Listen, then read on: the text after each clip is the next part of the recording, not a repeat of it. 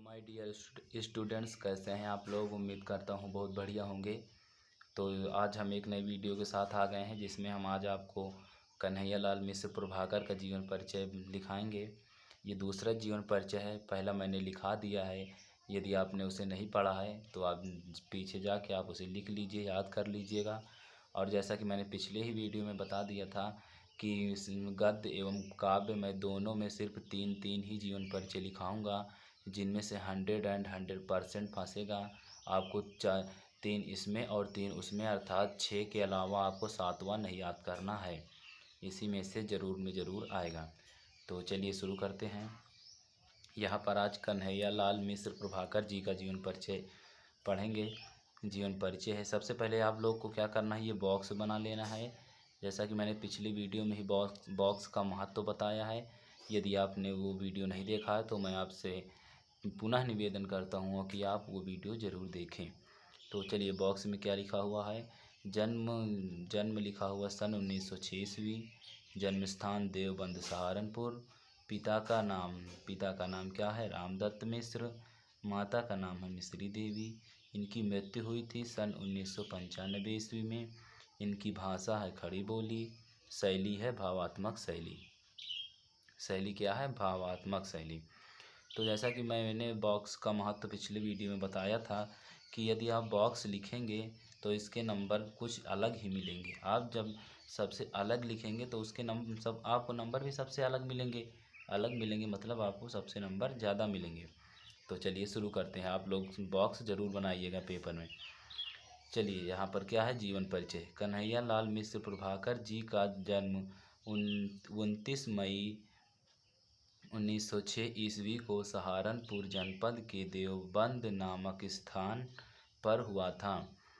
कहाँ हुआ था, देवबंद नामक स्थान पर हुआ था। यहाँ पर आप देख सकते हैं कि मैंने सिर्फ काली और नीली 2 ही पेनों का यूज किया हुआ है, और कहीं कहीं पर मैंने ब्लैक पेन से लिख दिया है और कहीं पर ब्लू। तो मैंने सिर्फ 2 ही पेन का उपयोग इसलिए किया है क्योंकि यदि आप जब आप बोर्ड में पेपर देने जाएंगे तो आपको वहाँ पर सिर्फ और सिर्फ 2 ही पेन अलाउ होंगी, एक ब्लू एक ब्लैक। यदि आप तीसरी कोई नीली नहीं, पीली, हरी या और कोई कलर यूज करते हैं तो हो सकता है वहाँ पर आपके नंबर कटने के चांसेस बढ़ जाएं, क्योंकि बोर्ड में सिर्फ और सिर्फ 2 ही पेन अलाउ होती हैं। तो मेरा आपसे रिक्वेस्ट है कि आप 2 ही पेन ले जाइएगा, इन्हीं 2 को यूज कीजिएगा। हाँ, आप वहाँ अंडरलाइनिंग स्केच वगैरह कर सकते हैं, ये ग्रीन वगैरह से यहाँ पर नहीं दिक्कत होगी, बट आपको लिखना है तो सिर्फ और सिर्फ 2 ही पेन से। तो इसीलिए मैंने यहाँ पर सिर्फ 2 पेन से लिखा है, जिससे कि आप लोग मेरी तरह ही लिखें, जिससे कि नंबर आपको बढ़िया मिले। चलिए आगे बढ़ते हैं। उसके बाद क्या है, इनके पिता श्री रामदत्त मिश्र पुरोहित कर्म करते थे। क्या करते थे, पुरोहित कर्म करते थे। इनके पिता श्री रामदत्त मिश्र पुरोहित कर्म करते थे। वे मधुर स्वभाव के संतोषी ब्राह्मण थे। प्रभाकर जी के माता का स्वभाव बड़ा ही तेज था। प्रभाकर जी के अनुसार पिताजी मिश्री, क्या यहाँ पर लिखा हुआ है, प्रभाकर जी के अनुसार पिताजी मिश्री थे, माताजी लाल मिर्च थी। क्या थी, माताजी लाल मिर्च थी और पिताजी मिश्री, मतलब उनके माताजी का स्वभाव बहुत ही तेज था, अर्थात बहुत ही थोड़ा इधर उधर कह सकते हैं कि था। चलिए ठीक है, आगे बढ़ते हैं। घर की आर्थिक परिस्थितियों के प्रति अनुकूल होने के कारण प्रभाकर जी की प्रारंभिक शिक्षा सुचारू रूप से नहीं हो सकी। मतलब इनकी जो शुरुआत के थे तो आर्थिक स्थितियाँ बहुत कमज़ोर थी, इसलिए इनकी प्रारंभिक शिक्षा सही से नहीं हो सकी। क्या हुआ कि इनकी शिक्षा सुचारू रूप से नहीं हो सकी। उसके बाद बढ़ते हैं। इन्होंने स्वाध्याय से ही हिंदी, संस्कृत, अंग्रेजी आदि भाषाओं का गहन अध्ययन किया। बाद में वे संस्कृत विश्वविद्यालय में अध्ययन किया। इन्होंने राष्ट्रीय नेता मौलाना आसफ अली खां का भाषण सुना, जिसके जादुई प्रभाव से, यहाँ पर ये प्रभाव लिखा हुआ है, प्रभाव से वे परीक्षा त्याग कर देश सेवा में संलग्न हो गए। क्या हुआ, परीक्षा त्याग दिया इन्होंने, मतलब क्या हुआ कि इन्होंने राष्ट्रीय नेता मौलाना आसफ़ अली खां का इन्होंने जब भाषण सुना, कहीं पर भाषण दिया होगा, जब वहाँ पर गए और वहाँ पर इन्होंने उनका भाषण सुना तो उनका भाषण इनके ऊपर एक जादू समझो चल गया और उसी जादुई प्रभाव से इन्होंने परीक्षा त्याग दिया। मतलब इन्होंने परीक्षा नहीं दी और देश सेवा में संलग्न हो गए, देश की सेवा करने लगे। इन्होंने हिंदी को नवीन शैली क्या हुआ, इन्होंने हिंदी को नवीन शैली से सुशोभित किया तथा संस्मरण, रेखाचित्र, निबंध व रिपोर्टाज आदि लिखकर साहित्य में समृद्धि प्राप्त की। आप लोग यहाँ पर ब्लैक पेन का जैसे मैंने उपयोग किया है, मेन चीज़ के ब्लैक पेन से लिख दिया है, आप भी ब्लैक पेन से लिखेंगे।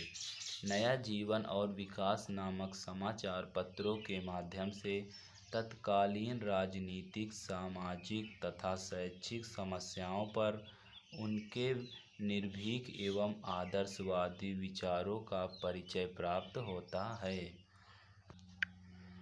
इनकी मृत्यु 9 मई 1995 ईस्वी में हो गई। इनकी मृत्यु कब हुई? 9 मई 1995। अब चलिए इनकी कुछ कृतियाँ देख लेते हैं।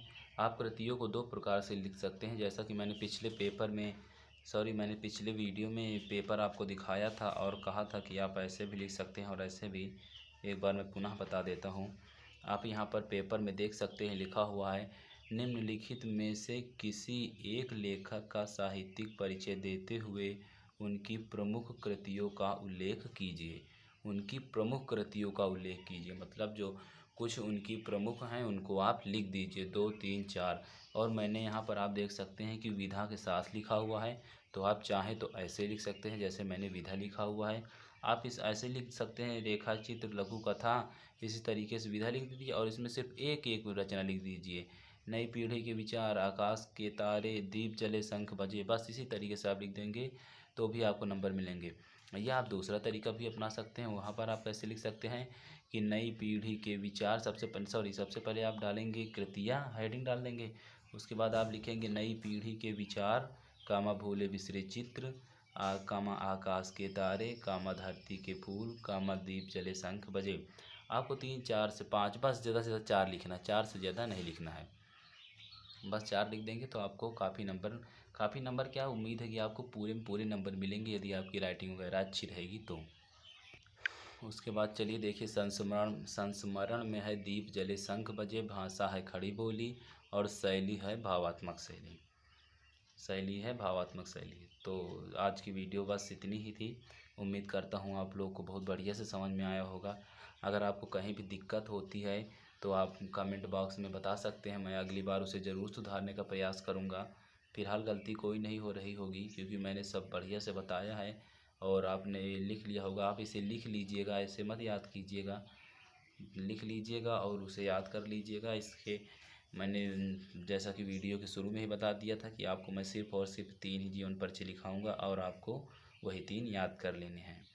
तो चलिए ठीक है, मिलते हैं अगले वीडियो में, तब तक के लिए जय हिंद, जय भारत।